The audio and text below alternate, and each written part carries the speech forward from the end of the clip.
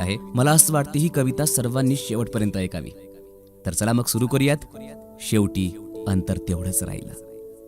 लहानपणी आई डबा करून द्यायची, पण लोकांना हॉटेलमध्ये खाताना बघितलं की खूप वाटायचं आपणही खावं हॉटेलमधलं. पण आई म्हणायची, ती श्रीमंत माणसं आहे म्हणून पैसे खर्च करून खाऊ शकतात, आपण नाही खाऊ शकत बेटा.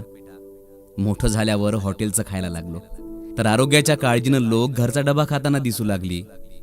शेवटी अंतर तेवढंच राहिलं. लहानपणी गरिबीमुळे मी सुती कपडे घालायचो, तेव्हा लोक टेरिकॉट पॉलिस्टरचे कपडे घालायचे. खूप वाटायचं आपणही असे कपडे घालावे. मोठेपणी टेरिकॉट घालायला लागलो तर लोक सुती वापरायला लागलीत. सुती कपडे आता महाग झालीत. शेवटी अंतर तेवढंच राहिलं. लहानपणी खेळताना पडलो तर गुडघ्यावर पॅन्ट फाटायची. आई छानपैकी शिवून द्यायची, पण शिवलेलं कोणाला दिसू नये म्हणून धडपड असायची. मोठेपणी लोकांना फाटलेला जीन्स दाम दुपटीने विकत घेताना पाहिलं. शेवटी अंतर तेवढंच राहिलं. लहान होतो तेव्हा दूध नसल्यानं घरी गुळाचा चहा मिळायचा आणि लोकांना साखरेचा पिताना बघायचो. वाटायचं आपणही साखरेचा चहा प्यायला पाहिजे. आता मी साखरेचा चहा प्यायला लागलो तर लोक गुळाचा ब्लॅक टी पित आहेत. शेवटी अंतर तेवढंच राहिलं. लहानपणी सायकल दामटायचो तेव्हा लोक दुचाकी चारचाकी मधून फिरताना बघायचो. वाटायचं आपणही कधीतरी कारमध्ये फिरावं. आता सकाळी सकाळी सर्वांना सायकलवरून व्यायाम करताना बघितलं की वाटतं शेवटी अंतर तेवढंच राहिलं.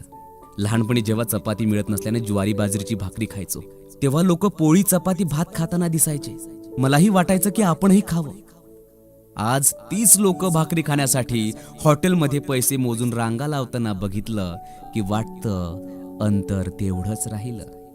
लहानपणी झोपडीत राहायचो तेव्हा बंगल्यात राहणाऱ्याकडे बघून वाटायचं आपणही बंगल्यात राहावं. आज तीच बंगल्यात राहणारी माणसं मनशांतीसाठी दूर खेड्यात जाऊन झोपडीमध्ये राहतात, रिसॉर्टमध्ये राहतात. तेव्हा वाटतं शेवटी अंतर तेवढंच राहिलं. आता कळलं हे अंतर असंच कायम राहणार. मग मनाशी पक्क केलं जसं आहे तसंच राहणार, कुणाचं पाहून बदलणार नाही. मित्रांनो, तुम्ही जसे आहात ना तसेच राहा. तुम्ही खूप गोड आहे. जे तुमच्याकडे आहे ना तेच तुमच्यासाठी योग्य आहे. म्हणूनच जसे आहात तसेच राहा. तुम्ही खूप छान आहे मित्रांनो. तर माझ्या सर्व रसिक श्रोत्यांसाठी ही कविता होती. शेवटी अंतर तेवढंच राहिलं. मित्रांनो, ही कविता तुम्हाला